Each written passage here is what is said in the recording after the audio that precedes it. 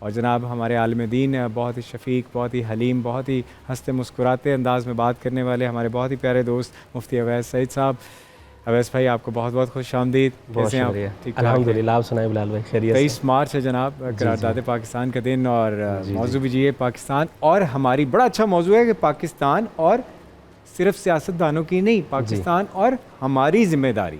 کیا کہیں گے ویسے؟ بسم اللہ الرحمن الرحیم. بلال بھائی واقعتاً یہ آج ہمارا جو موضوع ہے یہ آج کی ضرورت ہے. دو پہلو ہیں پاکستان کے.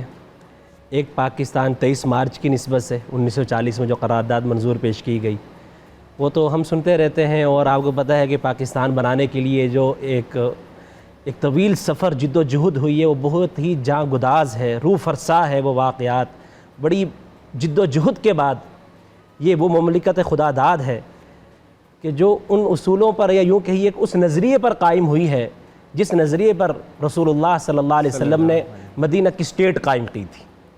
یعنی کہ اسلام کی بنیاد پر، کلمے کی بنیاد پر، لا الہ الا اللہ کی بنیاد پر.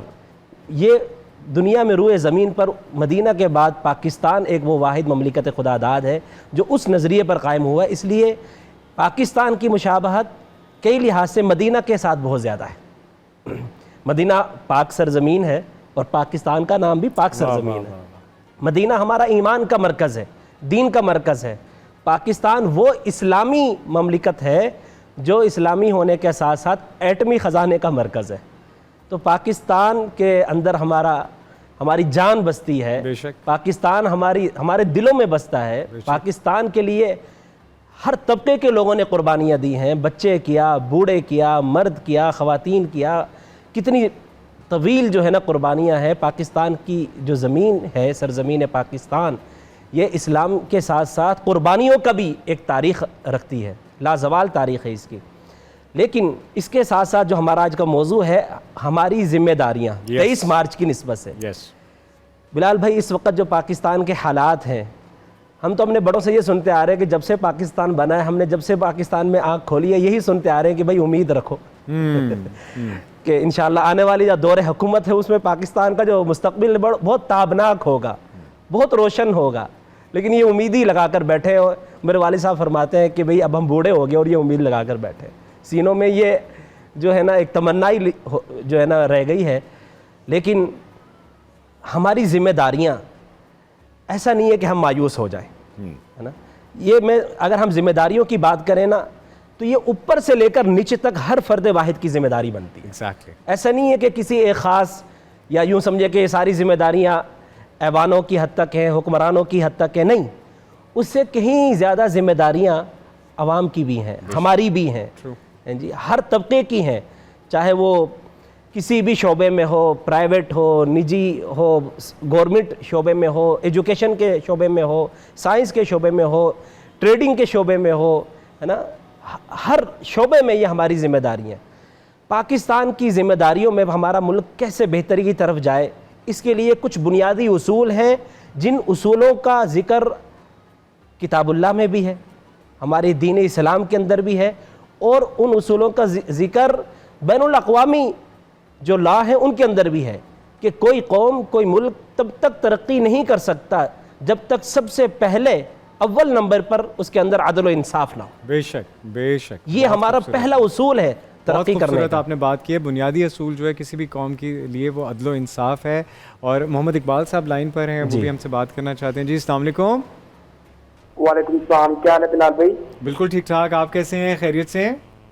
جی الحمدللہ. آپ کو جو ہے رمضان بہت بہت مبارک ہو، اور ماشاءاللہ بہت اچھی ٹرانسمیشن چل رہی ہے آپ کی. اب تو کچھ روزے رہ گئے ہیں لیکن آپ نے بہت اچھی ٹرانسمیشن کی ہے. جزاک اللہ میرے بھائی، جزاک اللہ. اور جناب آپ کو 23 مارچ قرارداد پاکستان، آج یوم پاکستان ہے، آپ کو وہ بھی بہت مبارک ہو 22ویں روزے کے ساتھ ساتھ. کیا کہنا چاہیں گے پاکستان کے لیے؟ پاکستان کے لیے میں بس یہی کہنا چاہوں گا کہ اللہ تعالیٰ ہمارے ملک کو ہمیشہ قائم رکھے، آباد رکھے. جیسا بھی ہمارا ملک ہے اللہ تعالیٰ سے سلامت رکھے، اور ہماری پہچان، ہماری شناخت پاکستان سے ہے. بے شک بے شک. بہت خوب، آپ نے بہت اچھی بات کی، اور آپ نے ہماری اسپرٹ جو ہے اس میں ایڈ آن کیا اپنے جذبے کو. ہمیں بہت اچھا لگا کال کرنے کے لیے. اور کوئی بات، کچھ کہنا چاہتے ہوں؟ جی میرا مفتی اویس صاحب سے ایک سوال ہے. میں شرعی نقطے سے اس کا جواب جاننا چاہتا ہوں کہ ہم جب ملک میں کوئی قانون توڑتے ہیں، جیسے ہم سگنلز توڑتے ہیں، ٹریفک سگنلز وائلیشن کرتے ہیں، یا ہم میرٹ سے ہٹ کے بھرتیاں کرتے ہیں یا ہم ذخیرہ اندوزی کرتے ہیں, کچھ بھی کرتے ہیں, تو اس کی ہم پہ لیگل لائبلٹی ہوتی ہے, بائنڈنگ ہوتی ہے, جو ہمارا قانون ہمیں سزا دیتا ہے. لیکن کیا ان خلاف ورزیوں کی کوئی شرعی سزا بھی ہوتی ہے؟ کوئی اللہ تعالیٰ زبردست سوال ہوتی ہے اس بارے میں؟ میں بالکل آپ کا سوال جو ہے آگے پورٹریٹ کر کے آپ کو جواب دیتا ہوں. یونیورس اور الفتح کا گفٹ ہیمپر آپ کے لیے پارٹیسپیٹ کرنے کا بہت بہت شکریہ محمد اقبال.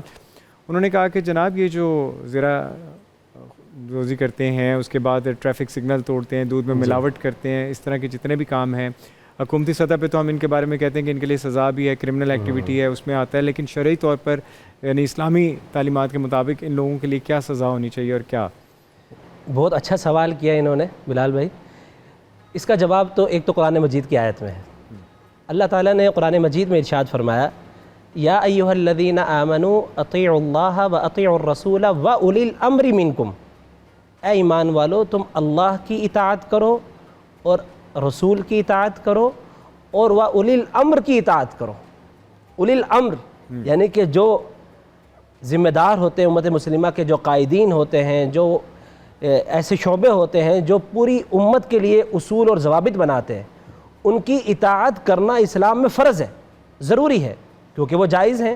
اگر وہ جائز حدود کے اندر ہے, قرآن حدیث کے خلاف کوئی اصول نہیں ہے, اور ظاہر ہے کہ یہ ٹریفک اصولوں کی پابندی کرنا, جی چلنے پھرنے کے اصولوں کی پابندی کرنا, یہ تو بہت اہم اصول ہے.